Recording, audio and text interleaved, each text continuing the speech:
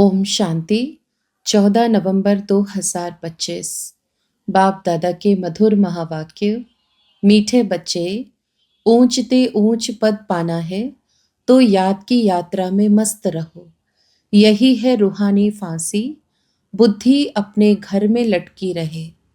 प्रश्न: जिनकी बुद्धि में ज्ञान की धारणा नहीं होती है, उनकी निशानी क्या होगी? उत्तर: वह छोटी छोटी बातों में रंज अर्थात नाराज होते रहेंगे। जिसकी बुद्धि में जितना ज्ञान धारण होगा, उतनी उसे खुशी रहेगी। बुद्धि में अगर यह ज्ञान रहे कि अभी दुनिया को नीचे जाना ही है, इसमें नुकसान ही होना है, तो कभी रंज नहीं होंगे, सदा खुशी रहेगी। ओम शांति। मीठे मीठे रूहानी बच्चों प्रति रूहानी बाप बैठ समझाते हैं। बच्चे समझते हैं, ऊंचते ऊंच भगवान कहा जाता है। आत्मा का बुद्धि योग घर की तरफ जाना चाहिए, परंतु ऐसा एक भी मनुष्य दुनिया में नहीं है जिसको यह बुद्धि में आता हो। सन्यासी लोग भी ब्रह्म को घर नहीं समझते। वह तो कहते हम ब्रह्म में लीन हो जाएंगे, तो घर थोड़े ही हुआ, घर में ठहरना होता है। तुम बच्चों की बुद्धि वहां रहनी चाहिए। जैसे कोई फांसी पर चढ़ता है ना, तुम अब रूहानी फांसी पर चढ़े हुए हो, अंदर में है। हमको ऊंचते ऊंच बाप आकर ऊंचते ऊंच घर ले जाते हैं। अब हमको घर जाना है। ऊंचते ऊंच बाबा हमको फिर ऊंचते ऊंच पद प्राप्त कराते हैं। रावण राज्य में सब नीच है, वह ऊंच यह नीच। उन्हों को ऊंच का पता ही नहीं है। ऊंच वालों को भी नीच का पता नहीं रहता। अभी तुम समझते हो, ऊंचते ऊंच एक भगवान को ही कहा जाता है। बुद्धि ऊपर में चली जाती है, वह है ही परम धाम में रहने वाला। यह कोई भी नहीं समझते हैं। हम आत्माएं भी वहां की रहने वाली हैं। यहाँ आते हैं सिर्फ पार्ट बजाने। यह कोई के ख्याल में नहीं रहता, अपने ही धंधे धोरी में लगे रहते हैं। अब बाप समझाते हैं, ऊंचते ऊंच तब बनेंगे जब याद की यात्रा में मस्त रहेंगे। याद से ही ऊंच पद पाना है। नॉलेज जो तुमको सिखलाई जाती है, वह भूलने की नहीं है। छोटे बच्चे भी वर्णन करेंगे, बाकी योग की बात को बच्चे नहीं समझेंगे। बहुत बच्चे हैं जो याद की यात्रा पूरी रीति समझते नहीं हैं। हम कितना ऊंचते ऊंच जाते हैं। मूल वतन, सूक्ष्म वतन, स्थूल वतन, 5 तत्व यहाँ हैं। सूक्ष्म वतन मूल वतन में यह नहीं होते। यह नॉलेज बाप ही देते हैं, इसीलिए उनको ज्ञान का सागर कहा जाता है। मनुष्य समझते हैं बहुत शास्त्र आदि पढ़ना ही ज्ञान है, कितना पैसा कमाते हैं। शास्त्र पढ़ने वालों को कितना मान मिलता है, परंतु अब तुम समझते हो इसमें कोई ऊंचाई तो है नहीं। ऊंचते ऊंच तो है ही एक भगवान। उनके द्वारा हम ऊंचते ऊंच स्वर्ग में राज्य करने वाले बनते हैं। स्वर्ग क्या है, नरक क्या है, 84 का चक्र कैसे फिरता है, यह सिवाय तुम्हारे इस सृष्टि में कोई भी नहीं जानते हैं। कह देते हैं यह सब कल्पना है। ऐसे के लिए समझना है, यह हमारे कुल का नहीं है। दिल शिकस्त नहीं होना चाहिए। समझा जाता है इनका पार्ट नहीं है, तो कुछ भी समझ नहीं सकेंगे। अभी तुम बच्चों का सिर बहुत उच्च है। जब तुम उच्च दुनिया में होंगे तो नीच दुनिया को नहीं जानेंगे। नीच दुनिया वाले फिर ऊंच दुनिया को नहीं जानते। उनको कहा ही जाता है स्वर्ग। विलायत वाले भल स्वर्ग में जाते नहीं हैं, फिर भी नाम तो लेते हैं। हेवन पैराडाइज था। मुसलमान लोग भी बहिश्त कहते हैं, परंतु यह उनको पता नहीं है कि वहां कैसे जाना होता है। अभी तुमको कितनी समझ मिलती है। ऊंचते ऊंच बाप कितनी नॉलेज देते हैं। यह ड्रामा कैसे वंडरफुल बना हुआ है। जो ड्रामा के राज को नहीं जानते, वह कल्पना कह देते हैं। तुम बच्चे जानते हो यह तो है ही पतित दुनिया, इसीलिए चिल्लाते हैं, हे पतित पावन, आकर हमको पावन बनाओ। बाप कहते हैं, हर 5,000 वर्ष बाद हिस्ट्री रिपीट होती है। पुरानी दुनिया सो नई बनती है, इसीलिए मुझे आना पड़ता है। कल्प कल्प आकर तुम बच्चों को ऊंचते ऊंच बनाता हो। पावन को ऊंच और पतित को नीच कहा जाता है। यही दुनिया नई पावन थी, अभी तो पतित है। यह बातें तुम्हारे में भी नंबरवार हैं जो समझते हैं। जिनकी बुद्धि में यह बातें रहती हैं वह सदा खुश रहते हैं। बुद्धि में नहीं है तो कोई ने कुछ कहा, कुछ नुकसान हुआ तो रंज हो जाते हैं। बाबा कहते हैं, अब इस नीच दुनिया का अंत आना है। यह है पुरानी दुनिया। मनुष्य कितना नीच बन जाते हैं, परंतु यह कोई समझते थोड़े ही हैं कि हम नीच हैं। भक्त लोग हमेशा सिर झुकाते हैं। नीच के आगे सिर झुकाना थोड़े ही होता है, पवित्र के आगे सिर झुकाना होता है। सतयुग में कभी ऐसा नहीं होता। भक्त लोग ही ऐसा करते हैं। बाप तो ऐसा नहीं कहते सिर झुकाकर चलो, नहीं, यह तो पढ़ाई है। गॉड फादरली यूनिवर्सिटी में तुम पढ़ रहे हो तो कितना नशा रहना चाहिए। ऐसे नहीं सिर्फ यूनिवर्सिटी में नशा रहे, घर में उतर जाए। घर में नशा रहना चाहिए। यहाँ तो तुम बच्चे जानते हो, शिव बाबा हमको पढ़ाते हैं। यह तो कहते हैं कि मैं थोड़े ही ज्ञान सागर हूँ। यह बाबा भी ज्ञान का सागर नहीं है। सागर से नदी निकलती है ना, सागर तो एक है। ब्रह्मपुत्रा सबसे बड़ी नदी है। बहुत बड़े स्टीमर्स आते हैं। नदियां तो बाहर भी बहुत हैं। पतित पावनी गंगा यह सिर्फ यहाँ ही कहते हैं, बाहर में कोई भी नदी को ऐसे नहीं कहेंगे। पतित पावनी नदी है, फिर तो गुरु की कोई दरकार नहीं। नदियों में तालाब में कितना भटकते हैं।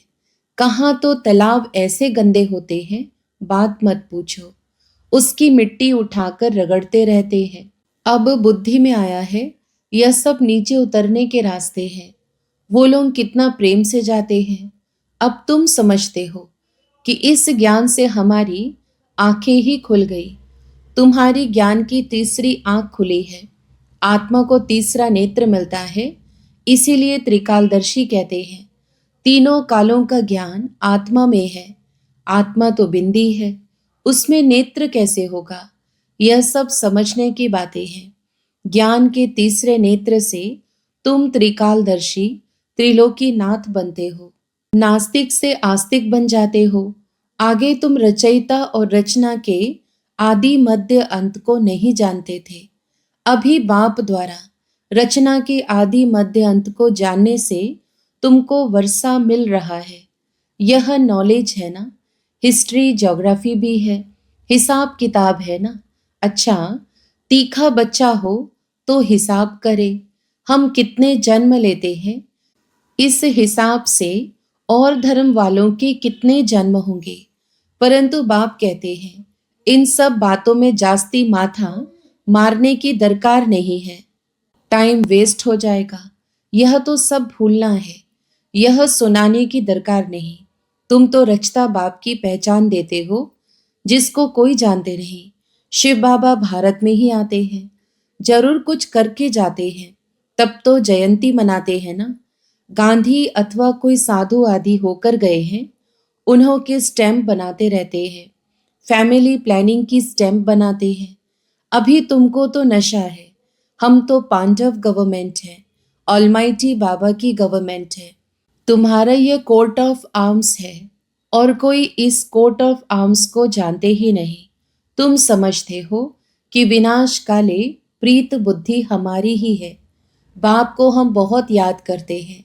बाप को याद करते करते प्रेम में आंसू आ जाते हैं। बाबा, आप हमें आधा कल्प के लिए सब दुखों से दूर कर देते हो और कोई गुरु व मित्र संबंधी आदि किसको भी याद करने की दरकार नहीं। एक बाप को ही याद करो। सवेरे का टाइम बहुत अच्छा है। बाबा, आपकी तो बड़ी कमाल है। 5,000 वर्ष बाद हमें आप जगाते हो।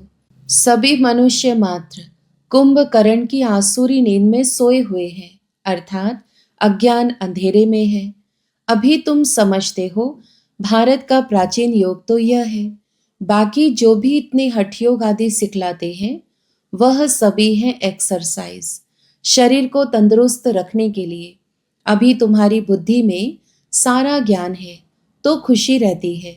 यहाँ आते हो, समझते हो, बाबा रिफ्रेश करते हैं। कोई तो यहाँ रिफ्रेश हो बाहर निकलते हैं, वह नशा खलास हो जाता है। नंबरवार तो है ना। बाबा समझाते हैं यह है पतित दुनिया, बुलाते भी हैं, हे पतित पावन आओ, परंतु अपने को पतित समझते थोड़ी ही हैं, इसीलिए पाप धोने जाते हैं। लेकिन शरीर को थोड़ी पाप लगता है।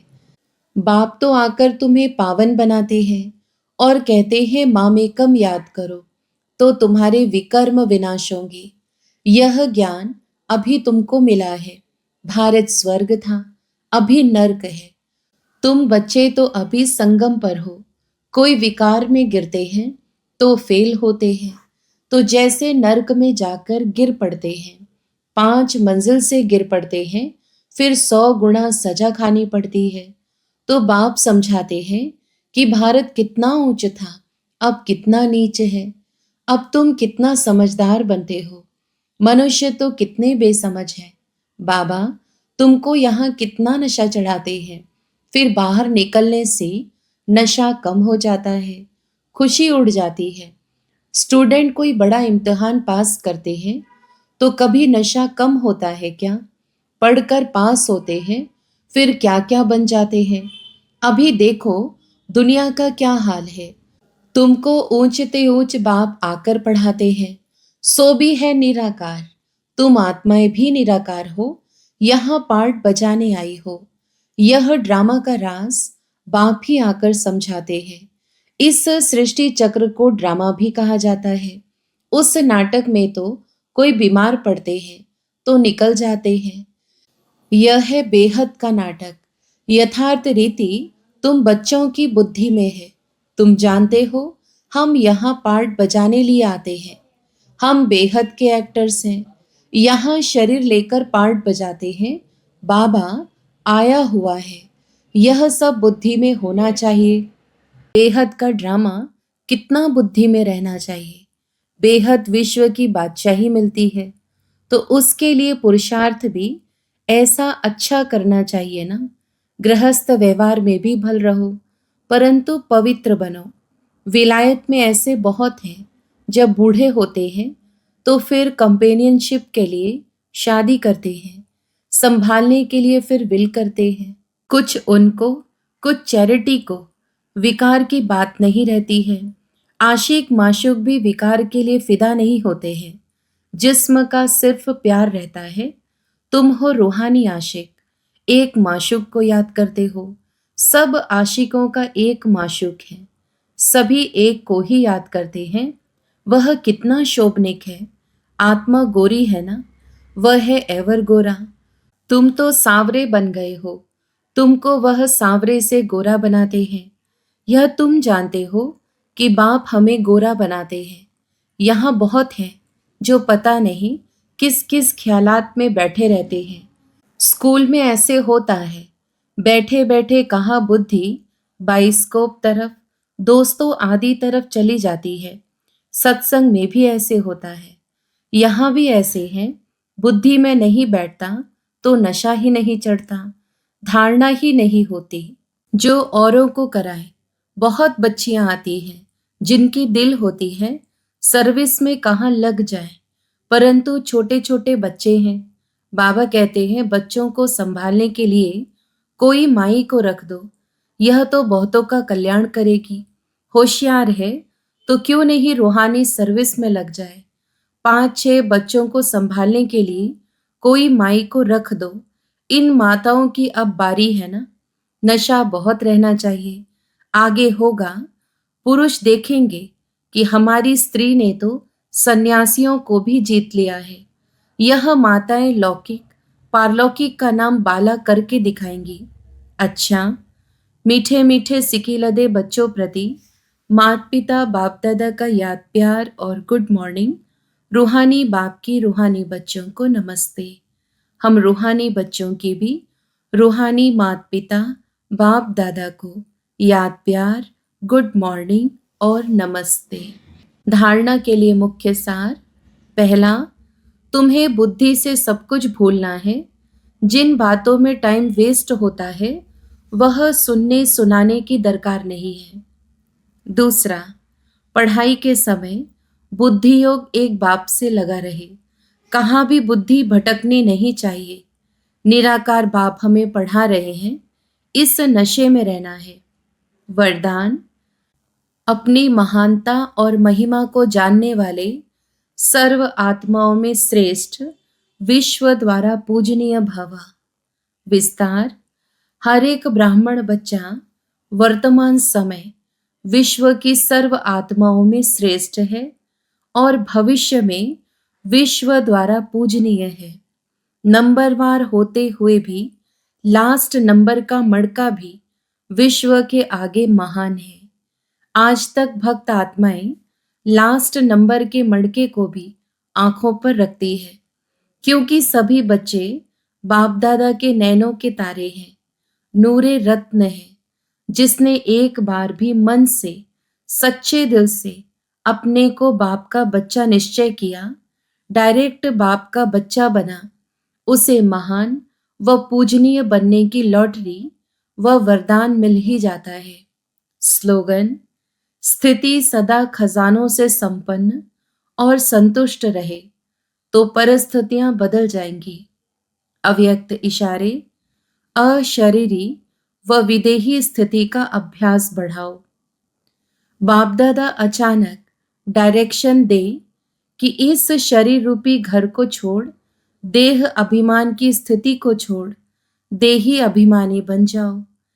इस दुनिया से परे अपने स्वीट होम में चले जाओ तो जा सकते हो।